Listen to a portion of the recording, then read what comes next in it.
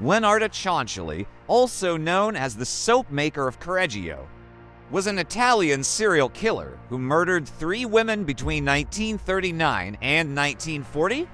She is believed to have killed her victims in order to make soap and other items from their body parts. Cianciulli was born in 1893 in Correggio, Italy. She was married twice and had 4 children.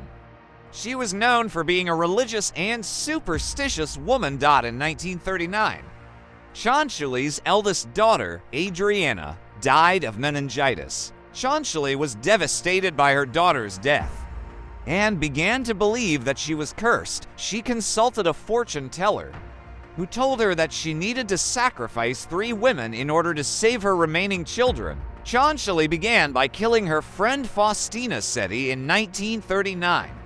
She lured Seti to her home by pretending that she needed help moving some furniture.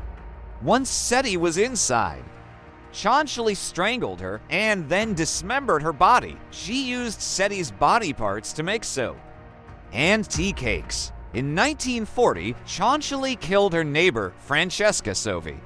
She lured Sovi to her home by pretending that she needed help with some sewing.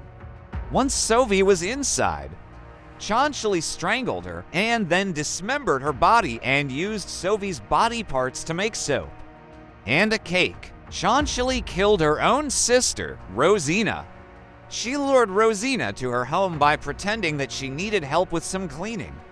Once Rosina was inside, Cianciulli strangled her and then dismembered her body. She used Rosina's body parts to make soap and a mattress. Cianciulli's crimes were eventually discovered when she tried to sell some of the soap she had made from her victims' body parts.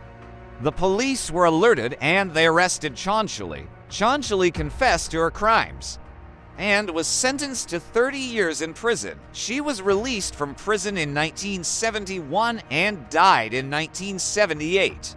Cianciulli's crimes were particularly gruesome and disturbing. She murdered her victims in cold blood and then used their body parts to make soap and other items. Her crimes are a reminder of the dark side of human nature and the lengths that some people will go to in order to satisfy their own twisted desires. Cianciulli's case is also notable for her own bizarre and disturbing personality. She was a deeply religious and superstitious woman, but she also had a dark and violent side. She was clearly disturbed and had a warped sense of reality. Cianciulli's case is a cautionary tale about the dangers of superstition and the importance of mental health. It is also a reminder that even the most seemingly ordinary people can be capable of great evil. The psychological factors that may have contributed to Cianciulli's crimes. It is also important to consider the social and cultural context in which she lived. Italy in the 1930s and 1940s was a time of great upheaval and uncertainty. The country was under the fascist rule of Benito Mussolini, and there was a great deal of poverty and suffering. This social and political instability may have contributed to Cianciulli's sense of despair and hopelessness, which may have made her more susceptible to violence. Cianciulli's case is a complex and disturbing one.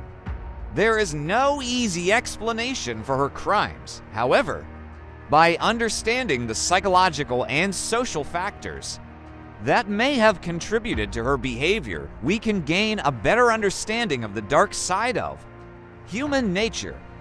This was the video, guys. If you are loving these serial episodes, please do subscribe and hit the like button. We will meet soon.